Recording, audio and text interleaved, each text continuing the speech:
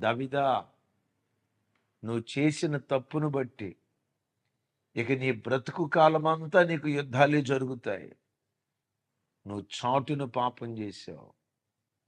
నీ కొడుకు బహిరంగంగా పాపం చేస్తాడు. ఆ తర్వాత పెద్ద పదం వాడతాడు. నీ కుమారుడు నీ ఎంత గద్దింపుతో కూడుకున్న మాటలు. ఆ మాటలు అన్నప్పుడు దావీదు అనాల్సింది, రాజు కదా, రాజునైన నన్ను నువ్వు గద్దిస్తావా? నేనిచ్చే దశంభాగాలు, నేనిచ్చే కానుకల మీద బ్రతికే సేవకుడైన నీవు నన్ను గద్దిస్తావా? ఎవరక్కడా?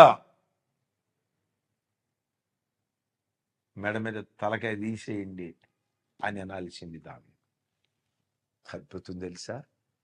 ఆ గద్దింపుకు లోబడి నేల మట్టుకు సాగిలపడి ప్రవక్త